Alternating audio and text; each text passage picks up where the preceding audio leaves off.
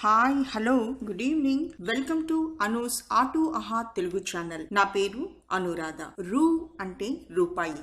మీకోసం ఈ రోజుల్లో డబ్బులు ఎక్కడ పెట్టుబడి పెట్టాలి, ఈ ప్రశ్న ఇప్పుడు చాలా మందిని వేధిస్తున్నది. డబ్బును సేవింగ్ ఖాతాల్లో ఉంచితే పెద్దగా వడ్డీ ఉండదు. షేరు లాంటివి కొంటే ఏమో ఉంటాయో పోతాయో తెలియదు. కానీ గోల్డ్ కొందామా అంటే గోల్డ్ రేట్లు ఒక్కొక్కసారి భారీగా తగ్గిపోవచ్చు. మరి భవిష్యత్తుకు భరోసానిచ్చే పొదుపు మార్గం ఏది అని ఆలోచించే వారికి అనువుగా ఉండేవి రికరింగ్ డిపాజిట్లే. ఆర్డీలలోనూ ఎలాంటి ప్రయోజనాలున్నాయి, ఈ పథకం ఎవరికి అనుకూలం, ఈ విషయాల్లోకి ఒకసారి వెళ్తే రిస్క్ తీసుకోవటం ఎక్కువగా ఇష్టపడని వారికి దీర్ఘకాలిక పొదుపు సాధనాలు అనగానే చాలా మందికి ముందుగా ఫిక్స్డ్ డిపాజిట్లు గుర్తొస్తాయి. అయితే ఎఫ్డీలతో ఒక చిన్న సమస్య ఉంది. ఒకసారి పెద్ద మొత్తాన్ని ఫిక్స్డ్ డిపాజిట్ చేసిన తరువాత అంత డబ్బు నిర్దిష్ట కాలం దాకా స్తంభించిపోయినట్లే.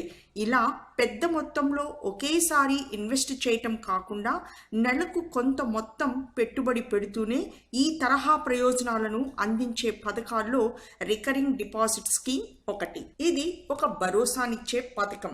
అందరూ పెద్ద మొత్తంలో పెట్టుబడి పెట్టలేరు. అలా ఏక మొత్తంగా కాకుండా నెలకు కొంత చొప్పున ఆర్డీలలో ఇన్వెస్ట్ చేయొచ్చు. కనీసం 6 నెలల పాటు, ఆ పైన కావాలంటే 3 నెలల చొప్పున పొడిగించుకుంటూ గరిష్టంగా 10 ఏళ్ల వ్యవధి దాకా పెట్టుబడి పెట్టచ్చు. అదే ఫిక్స్డ్ డిపాజిట్లో అయితే ఒకేసారి ఏకమొత్తంగా డిపాజిట్ చేయాల్సి వస్తుంది. అదే ఆర్డీలలో నెలకి కొంత చొప్పున కడతాం కాబట్టి మన జేబుపై పెద్దగా భారం పడదు. ప్రైవేటు బ్యాంకింగ్ రంగాలు, ఇతర ఆర్థిక కంపెనీలపై పెట్టుబడులు పెట్టడానికి ఇష్టపడిన వారు ఖచ్చితమైన గ్యారంటీ ఇచ్చే ఆర్డీని ఎంచుకోవచ్చు. ఉదాహరణకు పదవీ విరమణ తర్వాత అవసరాలకు రిటైర్మెంట్ నిధి కోసం దీన్ని ఎంచుకోవచ్చు. డిపాజిట్ కాలాన్ని బట్టి ఆర్డీపై వచ్చే రాబడి కూడా మారుతూ ఉంటుంది. ప్రస్తుతం 6 నెలల ఆర్డీపై కొన్ని బ్యాంకులు 8.25 నుంచి 9% వరకు వడ్డీని అందిస్తున్నాయి. సరైన సమయంలో చెల్లించిన రికరింగ్ డిపాజిట్లకు జరిమానా అంటే పెనాల్టీ కూడా విధిస్తారు. ఉదాహరణకు మీరు ప్రతి నెల 15న 2000 వరకు రికరింగ్ డిపాజిట్ చెల్లిస్తానని ఒప్పందం కుదుర్చుకుంటే నెలవారీ చెల్లింపు 15వ తేదీలోపు చెల్లిస్తూ ఉండాలి. ఒకవేళ 10వ తేదీ దాటితే పెనాల్టీ పడుతుంది. గరిష్టంగా 3 నెలల చెల్లింపు ఆగినా రికరింగ్ డిపాజిట్ స్కీమ్ పెనాల్టీతో కొనసాగించవచ్చు. కానీ అంతకు మించి సమయం దాటితే రద్దు అయ్యే ప్రమాదం ఉంది. ఫిక్స్డ్ డిపాజిట్ల కాల పరిమితి ఎంత ఎక్కువగా ఉంటే అన్ని ప్రయోజనాలు ఉంటాయి. రాబడుల పరంగా చూస్తే ఫిక్స్డ్ డిపాజిట్లది ఎప్పుడు మొదటి స్థానమే. ఎఫ్డీల్లో డబ్బుని ఒకేసారి డిపాజిట్ చేస్తాం. అందుకే మొదటి నెల నుంచి వచ్చే వడ్డీ గరిష్ట స్థాయిలో ఉంటుంది. ఇక రికరింగ్ డిపాజిట్లు అంటే నెల నెలా కొంచెం కొంచెంగా కొంత మొత్తాన్ని మాత్రమే డిపాజిట్ చేస్తాం. అందుకే వడ్డీలో తేడా ఉంటుంది.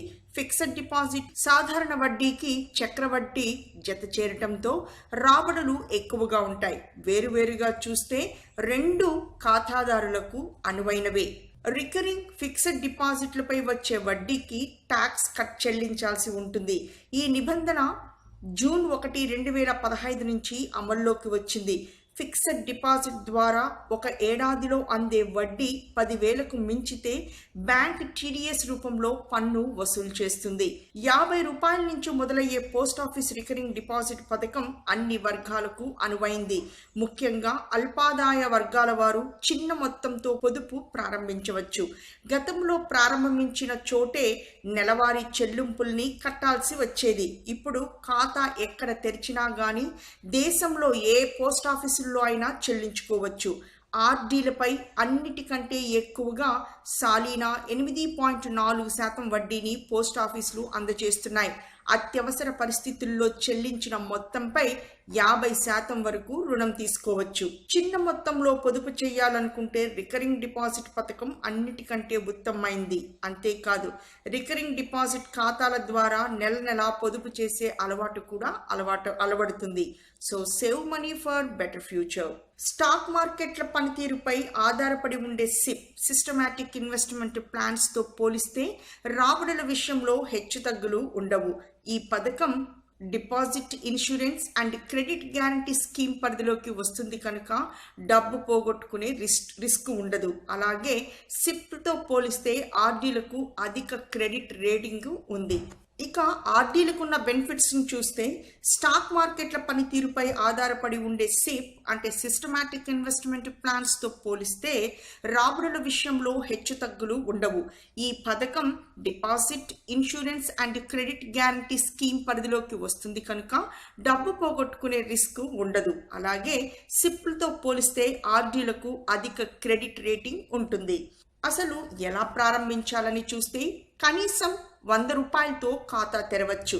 కనీస వ్యవధి 6 నెలల నుంచి 5-10 ఏళ్ల వరకు పథకం ఎంచుకోవచ్చు. అలాగే ఖాతా ఓపెన్ చేసే సమయంలో ఉమ్మడి నామినేషన్లు ఇవ్వడం మాత్రం మర్చిపోవద్దు. అంటే ఖాతా ప్రారంభించిన వ్యక్తితో పాటు అతని భాగస్వామి లేదా పిల్లలు, ఇతర కుటుంబ సభ్యుల్ని నామినీలుగా చూపించవచ్చు. అనుకోని పరిస్థితుల్లో ఖాతాదారుడు జీవించలేని పక్షంలో ఖాతా నామినీని కొనసాగించవచ్చు. లేదా సొమ్మును ఎవరికి చెల్లించాలి అనే దానికి అధికారికంగా నామినీ వివరాలు ఖాతాలో పొందుపరచాలి. పోస్ట్ ఆఫీస్, జాతీయ బ్యాంకులు, మల్టీనేషనల్ బ్యాంకింగ్ కంపెనీలు, ఇంచుమించుగా అన్ని ఆర్థిక సంస్థలు రికరింగ్ డిపాజిట్ల విషయంలో కనీసం 7% మొదలుకొని గరిష్టంగా 9% వడ్డీని అందజేస్తున్నాయి. ఆర్డీలలో పెట్టుబడులు సురక్షితమైనా కానీ మిగతా స్కీములతో పోలిస్తే కొంచెం తక్కువ రాబడులు వస్తాయి. ఎప్పటికప్పుడు మారుతూ ఉండే లేదా పెరుగుతూ ఉండే ద్రవ్యోల్బణానికి అనుగుణంగా రాబడి ఉండదు. అలాగే స్టాక్ మార్కెట్లు లాభాల్లో ఉన్నప్పుడు దాని ప్రకారంగా వడ్డీ రాయితీలు రికరింగ్ డిపాజిట్లలో ఉండే పెట్టుబడులకు పెరిగే అవకాశం ఉండదు. కానీ కనీసంగా 7-9% వడ్డీ ప్రయోజనం మాత్రం గ్యారంటీగా ఉంటుంది. ఒకసారి లెక్క కట్టి చూస్తే ఉదాహరణకు ఏదైనా జాతీయ బ్యాంకులో నెలకు 100 రూపాయల చొప్పున 5 ఏళ్లకు రికరింగ్ ఖాతా ప్రారంభిస్తే 7.75% వడ్డీ ప్రకారం లెక్క కడితే కాల పరిమితి తరువాత అందుకునే మొత్తం 19,376. 5 ఏళ్లలో చెల్లించిన మొత్తం 6,000.